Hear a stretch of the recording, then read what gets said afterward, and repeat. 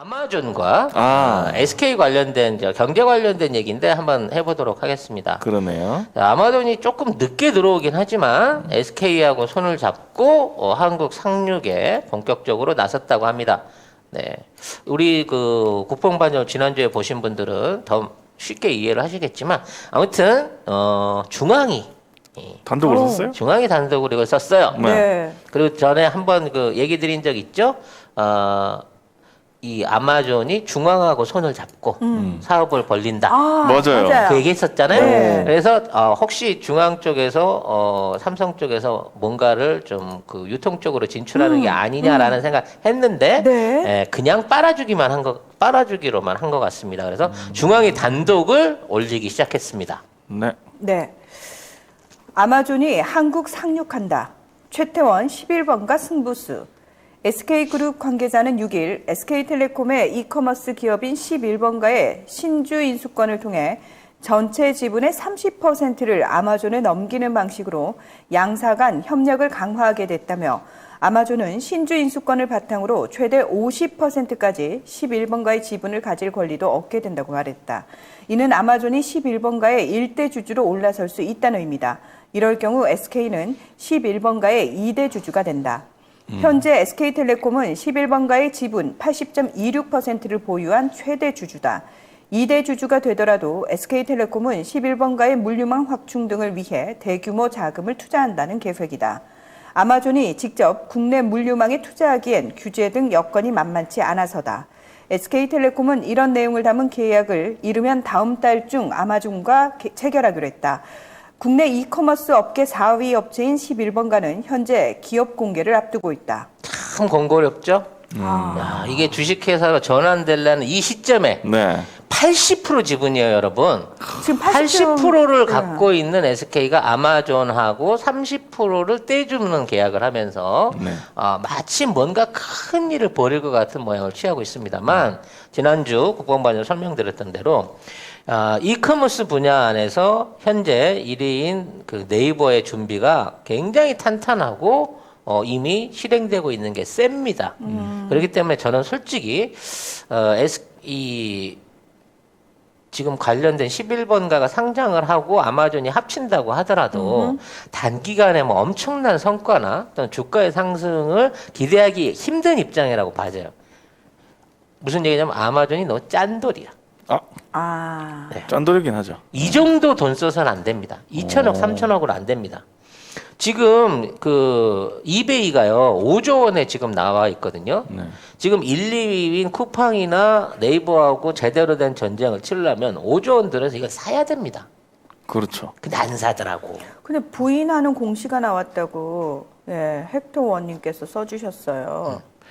근데 부인한다고 하더라도 의미가 없어요. 왜냐하면 삼바도 마찬가지였고 중앙일보가 단독을 냈잖아. 네. 삼바도 처음에는 생산 계획 없다 그랬어. 그래놓고 나중에 모더나랑 계약했잖아. 그러니까 지금 부인한다 그래갖고 지금 이제 이게 되고 안 되고의 확정이 아니라 중앙이 얘기했다는 것만으로도 이거는 거의 확정 상태로 봐야 됩니다. 이게 일면 단독이거든요. 네. 그래서 아마 굉장히 큰 단독이기 때문에 앞에 쓴 거 아닌가. 네, 거의 확실하기 그리고 때문에. 늘 말씀드렸습니다만 아마존이 미국에서도 악덕 기업으로 굉장히 유명하죠. 꼽히는데 네. 얘네들이 들어와가지고 어떠한 노선을 취하느냐에 따라서 국내 물류화나 유통 환경이 완전히 바뀌어버리거든요. 지금 쿠팡이 국내에 있는 이제 어떤 이커머스를 키운 공로는 있지만 택배를 비롯한 근무 환경들 여러 가지 조건들을 엉망진창을 만들어놨어요. 쿠팡이 외국 기업으로 해갖고 혜택 받은 게 너무 많거든요. 그리고 일반 기업들은 이러한 쿠팡만큼의 혜택을 못 주고 있었단 말이에요. 그래서 그걸 돌파하기 위해서 다른 기업들이 지금 특히 이 네이버가 쇼핑 쪽에서 이커머스 쪽에서 집중적인 투자를 하고 있기 때문에 아마존 입장에서 여기에서 국내에 대한 투자를 하는 것보다는 아마존이 갖고 있는 다양한 물건들을 직구로 살 수 있게끔 일종의 커뮤니티를 연결하고 SK를 판매처로 쓰는 방식의 제휴가 제일 무난하지 않을까 싶어요. 결국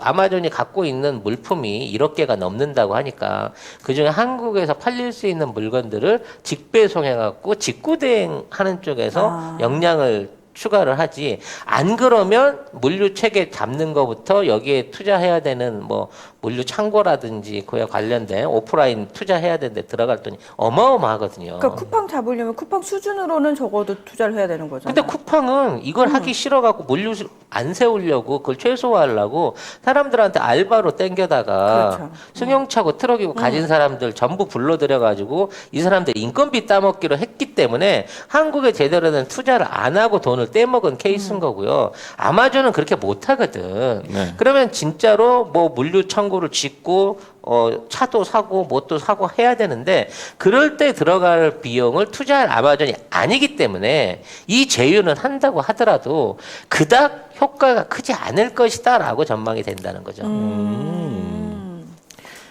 아무튼 뭐 국내 온라인 쇼핑 규모가 나날이 확대되고 있습니다. 그러게요. 네. 예. 지난해 160조 원 정도 규모였는데 이제 5년 후에 2025년이죠. 270조로 거의 2배 가까이 성장할 걸로 예상이 되거든요. 근데 저는 그 이상도 성장이 가능하다고 봅니다. 네. 270조 이상으로. 네. 그러니까 이거는 이제 국내에 돌아다니고 있는 일상적인 거래를 하고 있는데요. 지금 점점 이제 앞으로 해외 직구, 그러니까 국내 물건을 해외에서 구매하려고 하는 사람들이나 또는 해외에 있는 물건을 국내에서 그 거래하기 위한 노력들이 진행되고 있어요. 이게 딱 한 가지 문제입니다.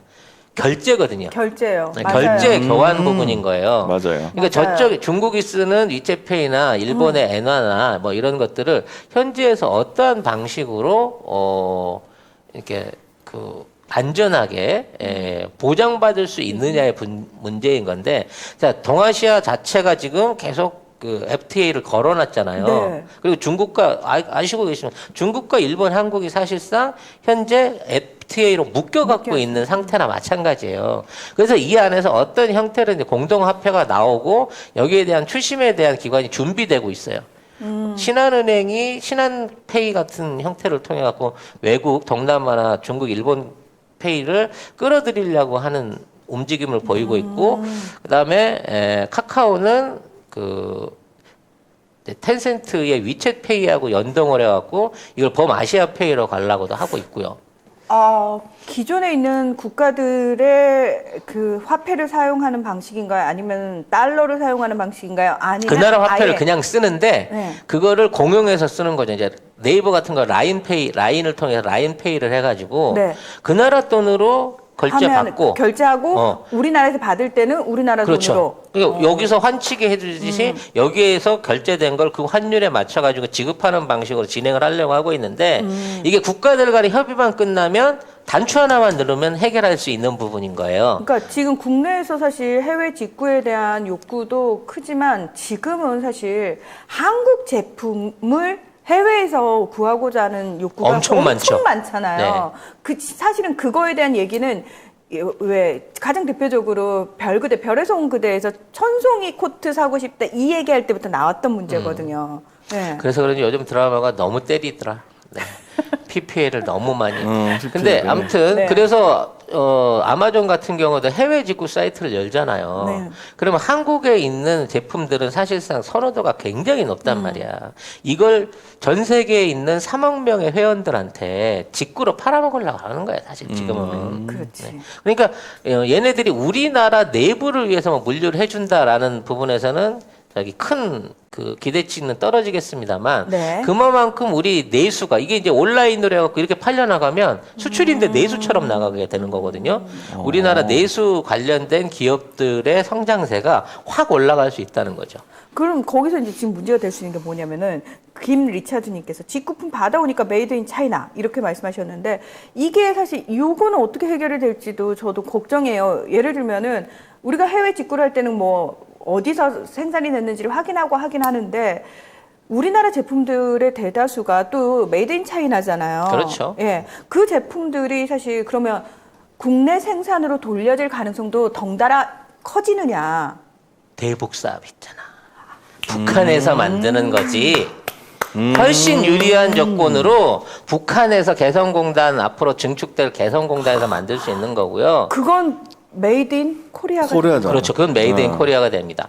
그리고 대박인데? 지금 이제 우리나라에 들어오는 제품들 대부분이 메이드 인 차이나긴 하지만 그 메이드 인 차이나라고 하더라도 디자인 바이 코리아, 메이드 인 바이 차이나로 많이 만들어지고 있어요. 네. 그러니까 중국 공장에 들어오긴 하는데 이 제품 중국에서 안 팔려요. 그냥 우리가 거기 있는 공장 시설만 이용하는 겁니다. 그렇죠, 그렇죠. 뭐 디자인이라든지 라인이라든지 원자료 수급만 거기에서 이용하고 이게 우리가 사갖고 나오는 거 반도체 수출하는 거랑 비슷해요. 네. 그러니까 아이폰이 사실상 메이드 인 차이나죠. 100% 중국에서 만드니까. 근데 그거를 메이드 인 차이나라고 생각하는 사람은 없잖아요. 그렇죠. 네, 그렇기 때문에 어디를 생산 기지로 활용하느냐. 그래서 이게 이제 글로벌한 생산 기지와 유통 기지가 이게 합쳐지면 이게 이제 알리바바가 맨날 그 주장하던 거였는데 말하자면 글로벌 소사이어티가 그 소스들이 모여갖고 이탈리아 디자인을 북한에서 만들고 한국이 배송하고 아니면 또 거기에 맞춰서 다 같은 제품을 브랜드를 여러 개를 붙여가지고 공동 마케팅을 한다든지 이런 유로 이게 그 국경의 벽이 완전히 다 무너져 가고 있는 상황인 거예요. 법 제도상으로 이미 무너졌다고 봐야겠죠. 사실 지금도 뭐 사실 그런 게 메이드 인 어디라는 게 사실 크게 의미가 있나 싶기도 해요. 그렇죠. 네. 크게 의미가 없다라고 생각은 하지만 메이드 인 차이나보다는 메이드 인 코리아가 그러니까 브랜드 이미지가 브랜드 훨씬 이미지라는 낫긴 게 하죠. 이건 무시할 수가 없어. 예, 똑같은 거예요. LG 세탁기를 만드는데 에어컨을 만드는데 중국제입니다. 중국 공장에서 다 만들어 들어와요. 네. 하지만 진짜 중국의 뭐 하이얼이라든지 중국 안에 있는 전자제품 회사에서 만들어서 들어오는 거하고 똑같이 중국에서 만들어져 나왔지만 디자인과 성능이 완전히 다르잖아요. 그렇죠. 그리고 다르게 평가를 받아요. 이미 네. 써보면. 네. 그렇기 때문에 이제는 이제 거기에서 만들어졌다는 국가주의적인 개념을 좀 버리고 어느 기업이 어떠한 품질 관리를 통해서 물건을 만드는지를 여러분이 보셔야 된다는 그럼 거예요. 그렇게 따지면은 기업 신뢰도 기업 브랜드가 훨씬 더 가치가 높은 거죠. 그러니까 디테일해지면서 사람들한테 기업 브랜드 자체가 굉장히 많이 올라가겠네요. 그렇죠. 그러니까 결국 중국이 이 뭔가 선진적인 제품을 만들고 세계에 경쟁할 수 있는 탑 브랜드를 못 만들어내는 이유가 언제나 탑 브랜드를 베껴갖고 사업을 해온 거예요. 그러니까 중국의 휴대폰 사업이 계속해갖고 뭐 삼성을 위협하네 어쩌네 그럴 때는 삼성이나 아이폰을 만들면서 그 기술을 베껴서 지네한테 응용해서 써먹을 때 얘기였고요. 네. 삼성이 생산을 중국에서 생산 기지를 빼버린 이후에 혁신적인 휴대폰이 하나가 안 나고 있다는 것만 봐도 걔네들이 그동안 기술 도둑질 했구나라는 부분 안에서 이미 너무 명확하게 드러나는 거예요. 네. 최근 들어서 우리 방송을 어디로 튀는지 모르겠어요. 최근 들어서 삼성이 이 굉장히 충격적인 제안을 휴대폰 업계에 꺼내놨습니다. 그게 뭐냐면 이 폴드죠. 폴드 이거 접는 이거를 삼성은 유일하게 일본제 폴리아미드를 안 쓰고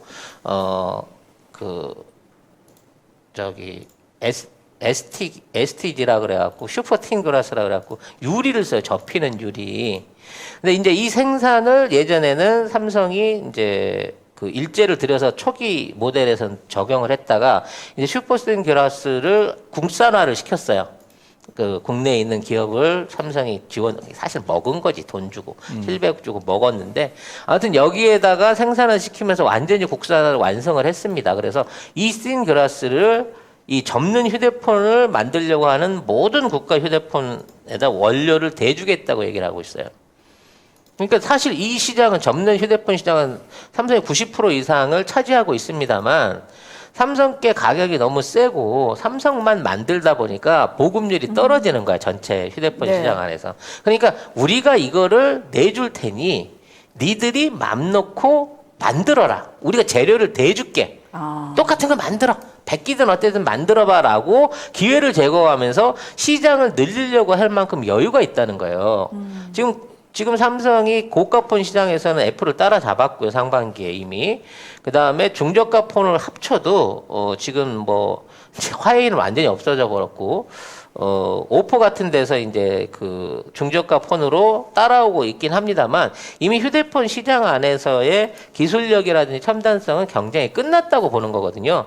우리 기업들이 그만큼 여유가 있는 거예요. 반도체 같은 경우에도 실질적인 승리 선언이 얼마 안 남은 것 같습니다. 삼성이 최근 들어서 나 삼성 스토커인가? 최근 들어서 텍사스 옆에 아리조나 쪽에다도 부지 매입을 하겠다고 얘기를 하고 있고요. 우리나라에도 경기도 안성 지역에 땅을 보고 있다는 얘기가 있어요. 그러니까 계속해서 투자를 할 거고 투자를 한다는 얘기는 팔 데가 있다는 자신감으로 보여집니다. 그리고 삼성의 일종의 너무 좋은 친구인 하나가 반도체 장비 사업에 본격적으로 뛰어들겠다고 선언을 했거든요. 그리고 이와 동시에 한화가 네덜란드 노광 장비 업체인 ARM이 또 우리나라에 공장을 진출하겠다고 얘기를 하고 있단 말이에요. 이 모든 전반적인 사안을 봤을 때 반도체와 휴대폰 분야 안에서 현재 한국 제품들과 한국 기업의 독주는 사실상 누구도 막을 수 없다라는 게 되는 거고요. 이 한국을 중심으로 한 이런 그림들이 만들어지고 펴지게 되면 이제 진짜 잘 팔리고 이름 있는 제품들을 구하기 위해서는 한국 시장, 한국 생산, 한국 제품에 주목해야 된다라는 걸 알기 때문에 아마존뿐만 아니라 다른 유통업체들도 이제는 한국의 물건을 팔기 위해서가 아니라 한국의 물건을 세계에 팔기 위해서 국내로 진출할 가능성들이 점점 더 높아지고 있다. 네. 오늘 판매를 저희가 팔아야 하는 제품은 바로 이 ILE 마스크입니다. 이 마스크 같은 경우에는 안에가 이렇게 얇아 보여도 4겹으로 돼 있다고 하더라고요. 네. 진짜 얇아 보이는데 이 안에 4겹 쿼드 마스크라고 불린다고 하더라고요. 그렇죠. 일명. 그래서 걸러내야 될 것들을 정확하게 4단계로 예. 걸러주는 거잖아요. 공기 중에 있는 많은 오염 물질을 자연스럽게 차단을 해줄 수 있는 그런 그쵸, 제품이라고 그쵸. 보시면 돼요. PTT에 실험을 의뢰했는데 KF94와 동일한 등급의 시험을 누설률 시험, 그리고 분진 포집효율 시험, 안면 붓기 시험을 해서 KF94와 동일한 성능을 가진 마스크라고 보시면 됩니다. 친환경 재사용 마스크잖아요. 환경도 생각하고 나도 생각하고 우리 모두를 생각하는 정말 일석이조의 마스크가 이 ILE 마스크잖아요. 그러면 ILE 쿼드 마스크의 장점을 한번 말씀을 드릴게요. 네. ILE 쿼드 마스크의 장점은 첫 번째, 향균 안감이 있습니다. 오. 이 향균 안감이 에어로 15 향균 안감으로서 99% 향균의 효과가 있다고 보시면 돼요. 99%의 향균 효과라고 말씀하셨죠. 당연히 인증서도 오. 포함이 되어 있고요. 네. 이 겉감에도 향균 효과가 있는데 거기에 발수 코팅까지 했습니다. 어머, 자, 여러분 밑에 안 쏟아지는 거 보이세요? 여러분 보이시나요? 전혀 지금 물이 통하지 못하고 아예 마스크 자체에 물이 흡수가 안 되고 있습니다. 여기가 지금 예. 물기가 아까 여기 하나도 없습니다. 이만큼 부었거든요. 근데 여기에는 그냥 산뜻해요. 진짜 발수 코팅이 잘 되어 있는 게 느껴지고 끈을 조절해서 얼굴 사이즈에 맞춰서 쓸 수 있게 와이어 링이 들어가 있습니다. 레드닷 디자인 어워드에서 본상을 수상한 작품이에요. 자, 지금까지 친환경 재사용 마스크 ILE였습니다. 안녕. 많은 그래서 부분인 지금 어떤 종목을 사야 되는지 하나 시스템이냐고 하나 시스템이냐고 물어보고 사람들이 물어보고 자, 있습니다. 또. 그러면 이거 관련해 가지고는 아니, 근데- 수요일 날 멤버십 방송에서 그럴게요. 우리 네. 멤버십 방송에서 알려드릴게요. 자, 네. 수요일 날 멤버십 방송에서 저희가 콕콕 찍어드리잖아요. 그때 그러면 관련해서 찍어주시는 걸로. 자, 그러려면은 멤버십 가입을 멤버십 가입을 많이 하셔야 해주시면 된다는. 네. 아무튼 지금 우리나라 기업들은 뭐 사상 초유, 사상 최대, 빅뱅 이후 최대의 실적들을 쌓아가고 있고 물 들어온 김에 노젓는다고 네. 정말 아주 지금까지 없었던 대폭적인 분야별 투자를 막 던지고 있어요. 특히나 이런 소재 부분이나 기계 부분 같은 거 소부장 쪽에는 대기업들이 투자를 안 했는데 지금 모든 대기업들이 소부장 쪽에 집중적인 투자를 하고 있습니다. 이 얘기는 뭐냐면 우리나라에서 쓰기 위해서 자체적으로 생산하는 게 아니라 이거 자체를 중간재로서 전 세계에 팔아먹을 수 있다는 자신감이 생긴 거거든요. 네. 절대 우리가 이 좋은 호기를 놓치지 말아야 된다. 이런 국뽕찬 여러분들의 생각을 반드시 좀 믿어주시길 바라겠습니다. 자, 네, 우리 하나랑- 언론이 무슨 얘기를 하든지. 하나랑 네. LG가 야구 빼고는 다 잘한대요. 야구도 프론트만 간섭 안 하면 더 잘할 수 있는데. 아 진짜. 근데 맨날 회장이 감독 노릇을 하니까. 아, 그래요? 프론트가 감독 저는 노릇하니까 그래요. 송 작가님이 컨설팅을 하셨으면 좋겠어, 솔직히. 나는 솔직히 야구 작전 코치를 하고 싶어요. 아이 그러지 그래갖고 마. 그러지 마. 돈 받고 그냥 컨설팅만 해요. 야 1구, 2구는 포기하고 3구 안쪽 직구만 노리고 쳐. 안 맞으면 내가 책임질게. 뭘 자꾸 책임진대 본인이. 이런 식으로 해가지고 또 노림수로 파산하시겠네. 노림수로 해가지고. 예, 그래도 여러분, 파산입니다. 예, 하나 LG는 야구 빼고 딴 걸 다 잘하잖아요. 롯데는 야구도 못하고 딴 것도 못해. 망했어요. 그래, 맞아. 네. 망했어. 네. 땅 트기도 잘했었는데 땅값이 안 오른.